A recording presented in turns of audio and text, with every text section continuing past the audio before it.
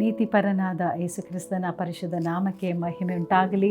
ಸತ್ಯವೇದ ಈ ರೀತಿಯಾಗಿ ಹೇಳುತ್ತದೆ, ಆತನ ವಾಕ್ಯವು ಪರಲೋಕದಲ್ಲಿ ಸ್ಥಾಪಿಸಲ್ಪಟ್ಟಿದೆ ಎಂಬುದಾಗಿ.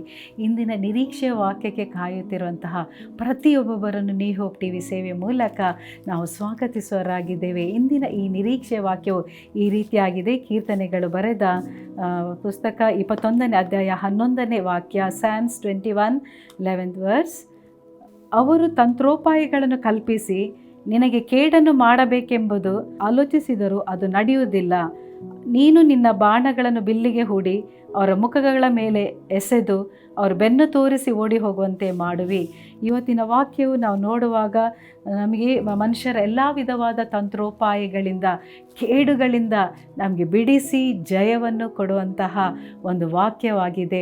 ಹೌದು, ನಾವು ವಾಕ್ಯದ ಮೂಲಕ ನಾವು ನೋಡುವಾಗ ಈ ರೀತಿಯಾಗಿ ಇದೆ, ಅವರು ನಿನಗೆ ತಂತ್ರೋಪಾಯಗಳನ್ನು ಕಲ್ಪಿಸಿ ಎಂಬುದಾಗಿ.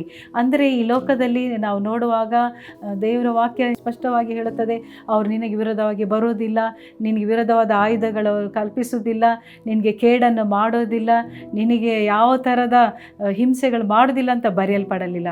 ಅದಕ್ಕೆ ಬದಲಾಗಿ ಹೇಳ್ತಾರೆ, ಅವರು ನಿನಗೆ ವಿರುದ್ಧವಾಗಿ ಬರುತ್ತಾರೆ, ತಂತ್ರೋಪಾಯಗಳನ್ನು ಮಾಡುತ್ತಾರೆ, ಕೇಡನ್ನು ಮಾಡುತ್ತಾರೆ. ಅದಕ್ಕೆ ಯೇಸು ಕ್ರಿಸ್ತನು ಹೇಳ್ತಾರೆ, ನಾನು ಈ ಲೋಕವನ್ನು ಜಯಿಸಿದ್ದೇನೆ, ನೀವು ಈ ಲೋಕವನ್ನು ಜಯಿಸಿರಿ. ಯೇಸು ಕ್ರಿಸ್ತನ ನಾಮದಲ್ಲಿ ನಾವು ಪ್ರಾರ್ಥಿಸುವಾಗ, ಕೇಳುವಾಗ ನಮಗೆ ನಿಜವಾಗ್ಲೂ ನಮಗೆ ಜಯವನ್ನು ಕೊಡುವಾತನಾಗಿದ್ದಾನೆ. ಒಂದು ವೇಳೆ ನಿಮಗೆ ಅನೇಕ ಸಮಸ್ಯೆಗಳು, ಜನರಿಂದ ತಂತ್ರಗಳು, ವಿರೋಧವಾದ ಕಾರ್ಯಗಳು ಬರಬಹುದು, ಕೇಡನ್ನು ಮಾಡಿ ನೀವು ಹಾಳಾಗಿ ಹೋಗಬೇಕೆಂಬುದಾಗಿ ಮಾಡುವರು. ಮಾತ್ರಗಳಿಂದ ನಿಮಗೆ ವಿರೋಧವಾಗಿ ಕಾರ್ಯಗಳನ್ನು ಮಾಡಿ ನಿಮಗೆ ವಿರೋಧವಾದ ಕಾರ್ಯಗಳನ್ನು ಮಾಡಬಹುದು. ಆದರೆ ದೇವರ ವಾಕ್ಯ ಸ್ಪಷ್ಟವಾಗಿ ಹೇಳುತ್ತದೆ, ಏಷಾಯ 54ನೇ ಅಧ್ಯಾಯ 15ನೇ ವಾಕ್ಯ ಹೇಳುತ್ತದೆ, ನಿನಗೆ ವಿರುದ್ಧವಾಗಿ ಕಲ್ಪಿಸುವ ಯಾವ ಆಯುಧವು ಅದು ಫಲಿಸುವುದಿಲ್ಲ ಎಂಬುದಾಗಿ ನೋಡ್ತಿದ್ದೇವೆ.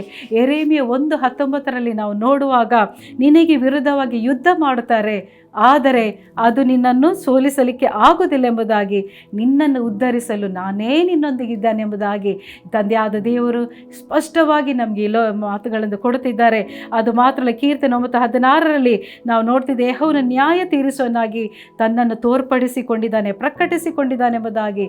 ದುಷ್ಟರು ತಾವು ಕಲ್ಪಿಸಿದ ಕುಯುಕ್ತಿಯಲ್ಲಿ ಅವರೇ ಬಿದ್ದು ಹೋಗುತ್ತಾರೆ ಎಂಬುದಾಗಿ ಸತ್ಯವೇದ ಸ್ಪಷ್ಟವಾಗಿ ಹೇಳುತ್ತದೆ. ಹೌದು ಪ್ರಿಯರೇ, ಕ್ರಿಸ್ತನಲ್ಲಿ ಸಹೋದರ ಸಹೋದರಿಯರೇ, ಒಂದು ವೇಳೆ ನಿಮಗೆ ವಿರೋಧವಾಗಿ ಅನೇಕ ತಂತ್ರಗಳು, ಕುತಂತ್ರಗಳು, ನಿಮಗೆ ವಿರೋಧವಾಗಿ ಅನೇಕ ಕಾರ್ಯಗಳು, ಚಾಡಿ ಮಾತುಗಳು, ನೀವು ಹಾಳಾಗಿ ಹೋಗಬೇಕೆಂಬುದಾಗಿ ಎಲ್ಲರೂ ಬಯಸುವರು.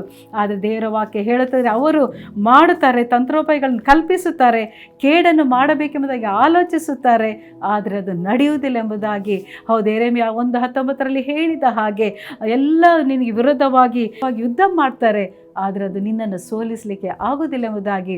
ಈ ಕಾರ್ಯಕ್ರಮವನ್ನು ವೀಕ್ಷಿಸುವಂಥ ಸಹೋದರ ಸಹೋದರಿಯೇ, ನಿನಗೆ ವಿರುದ್ಧವಾಗಿ ಬರುವಂಥ ಯಾವ ಆಯುಧಗಳಾದರೂ ಸರಿ, ಅದು ಚಾಡಿ ಮಾತುಗಳಾಗಿದ್ದರೂ ಸರಿ, ನಿನಗೆ ವಿರುದ್ಧವಾದ ಕಾರ್ಯಗಳು, ಮಂತ್ರಗಳು ಮಾಡಿದರೂ ಸರಿ, ಅದು ನಿನ್ನನ್ನು ಸೋಲಿಸಲಿಕ್ಕೆ ಆಗುವುದೇ ಇಲ್ಲ. ಯಾಕೆಂದರೆ ನಿನ್ನನ್ನು ಉದ್ಧರಿಸಲು ಯೇಸು ಕ್ರಿಸ್ತನು ತಾನೇ ನಿನ್ನ ಜೊತೆಯಲ್ಲಿದ್ದಾರೆ. ದೇವರು ಹೇಳ್ತಾರೆ, ನಾನು ನಿನ್ನ ಎಂದಿಗೂ ಕೈ ಬಿಡುವುದಿಲ್ಲ, ನಾನು ನಿನ್ನ ಎಂದಿಗೂ ತೊರೆದು ಬಿಡುವುದಿಲ್ಲ ಎಂಬುದಾಗಿ, ನಾನು ನಿನ್ನ ಸಂಗಡವೇ ಇದ್ದೇನೆಂಬುದಾಗಿ ದೇವರು ಹೇಳ್ತಾರೆ. ನಾನು ನಿನ್ನನ್ನು ಮರೆಯುವುದಿಲ್ಲ ಎಂಬುದಾಗಿ ದೇವರು ಹೇಳ್ತಾರೆ. ಅವರ ಅಂಗೈಗಳಲ್ಲಿ ಚಿತ್ರಿಸಿದೆನೆಂಬುದಾಗಿ ದೇವರು ಹೇಳುತ್ತಿದ್ದಾರೆ. ಪೌಳಿ ಗೋಡೆಗಳು ಸದಾ ಅವರ ಕಣ್ಣ ಮುಂದೆ ಇದೆ ಎಂಬುದಾಗಿ ನಾವು ನೋಡ್ತಾ. ಅದರಿಂದ ನಿಮಗೆ ವಿರುದ್ಧವಾಗಿ ಬರುವಂಥ ಎಲ್ಲ ಕಾರ್ಯಗಳಿಗೆ ತಪ್ಪಿಸಿ ದೇವರು ನಿಮ್ಮನ್ನು ಕಾಪಾಡಿ ನಡೆಸುತ್ತಿದ್ದಾರೆ. ಇಂದಿನ ದಿವಸದಲ್ಲಿ ಈ ವಾಕ್ಯದ ಪ್ರಕಾರ ದೇವರಿಗೆ ಭಯಪಟ್ಟು ನೀವು ದೇವರಿಗಾಗಿ ನೀವು ಸ್ಥಿರವಾಗಿ ನಿಲ್ಲುವಾಗ ದೇವರು ನಿಮಗಾಗಿ ಯುದ್ಧ ಮಾಡುತ್ತಾರೆ. ದೇವರು ನಿಮಗೆ ಜಯವನ್ನು ಕೊಟ್ಟು ಸೋಲಿನಿಂದ ಕಾಪಾಡುವಾಗಿದ್ದಾರೆ. ಈ ವಾಕ್ಯದ ಮೂಲಕ ದೇವರು ನಿಮ್ಮನ್ನು ಧೈರ್ಯಪಡಿಸಲಿ, ನಿಮ್ಮ ನಂಬಿಕೆಯನ್ನು ಹುಟ್ಟಿಸಲಿ. ನಾವು ಪ್ರಾರ್ಥಿಸೋಣ. ಮಹಾಪ್ರೀತಿ ಸ್ವರೂಪನಾದ ಜೀವನದ ತಂದೆಯಾದ ದೇವರೇ, ಅಪ್ಪ ಯೇಸು ಸ್ವಾಮಿ, ನಿನ್ನ ನಾಮದಲ್ಲಿ ಬರುತ್ತಿದ್ದೇವಪ್ಪ.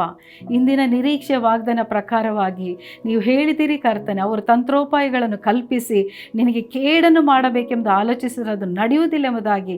ಹೌದು ತಂದೆಯಾದ ದೇವರು, ಈ ಲೋಕದ ಜನರುಗಳು ಒಂದು ವೇಳೆ ತಂತ್ರೋಪಾಯಗಳು, ಕೇಡುಗಳು, ಕೆಟ್ಟದಾಗಿ ಆಲೋಚಿಸಿ ಹಾಳಾಗಬೇಕೆಂಬುದಾಗಿ ಮಂತ್ರಗಳನ್ನು ಮಾಡಿಕೊಂಡು ವಿರೋಧವಾದ ಕಾರ್ಯಗಳನ್ನು ಮಾಡ್ತಾರಪ್ಪ. ಆದರೆ ನಿನ್ನ ವಾಕ್ಯ ಸ್ಪಷ್ಟವಾಗಿ ಹೇಳುತ್ತದೆ ಕರ್ತನೆ, ನಿನಗೆ ವಿರೋಧವಾಗಿ ಬರುವಂಥ ಯಾವ ಆಯುಧಗಳದು ಫಲಿಸದೇ ಇಲ್ಲ ಎಂಬುದಾಗಿ ಹೇಳಿದೆಯಪ್ಪ. ನಿನ್ನನ್ನು ಸೋಲಿಸಲಿಕ್ಕೆ ಆಗೋದಿಲ್ಲ ಅಂತ ಹೇಳಿದಿರಪ್ಪ. ನಿನ್ನನ್ನು ಉದ್ಧರಿಸಲು ನಾನೇ ನಿನ್ನೊಂದಿಗಿದ್ದೇನಂತ ಹೇಳಿದಿರಪ್ಪ.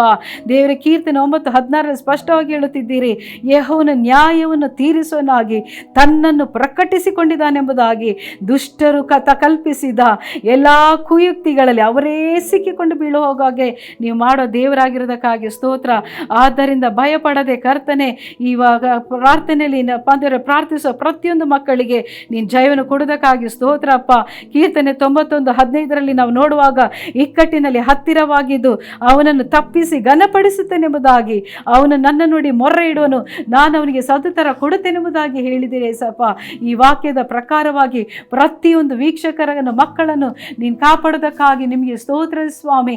ನೀನು ಅದ್ಭುತ ಮಾಡೋದಕ್ಕಾಗಿ ಸ್ತೋತ್ರ ತಂದೆಯಾದ ದೇವರೇ. ಅವರನ್ನೆಲ್ಲ ಥರವಾದ ಅಪಾಯಗಳಿಗೂ ಇಕ್ಕಟ್ಟುಗಳಿಗೂ ಮರಣಕರ ವ್ಯಾಧಿಗಳಿಗೂ ಎಲ್ಲದರಿಂದ ನೀನು ತಪ್ಪಿಸಿ ಅವರನ್ನು ಘನಪಡಿಸಿ ನಿಲ್ಲಿಸುವುದಕ್ಕಾಗಿ ಸ್ತೋತ್ರ. ನಿನ್ನ ವಾಕ್ಯ ಹೇಳುತ್ತದೆ ಕರ್ತನೆ, ವೈರಿಗಳ ಮುಂದೆ ನಾನು ನಿನಗೋಸ್ಕರ ಒಂದು ಔತಣವನ್ನು ಸಿದ್ಧಪಡಿಸುತ್ತೇನೆ ಎಂಬುದಾಗಿ. ವೈರಿಗಳ ಮುಂದೆ ಇವರು ತಲೆ ಎತ್ತಿ ನಿಲ್ಲುವ ಹಾಗೆ ನೀನು ಮಾಡೋದಕ್ಕಾಗಿ ಸ್ತೋತ್ರ. ಎಲ್ಲ ತಂತ್ರೋಪಾಯಗಳಿಗೆ ಕೇಡುಗಳಿಗೆ ನೀನು ತಪ್ಪಿಸಿ ನೀನು ನಡೆಸುವುದಕ್ಕಾಗಿ ಸ್ತೋತ್ರ. ಎಲ್ಲ ಸ್ತುತಿ ಘನ ಮಾನ ಮಹಿಮೆ ನಿಮಗೊಬ್ಬರಿಗೆ ಸಲ್ಲಿಸುತ್ತಾ ಯೇಸು ಕ್ರಿಸ್ತನ ನಾಮದಲ್ಲಿ ಬೇಡಿದ್ದೇವೆ ಜೀವನದ ತಂದೆ, ಆಮೇನ್.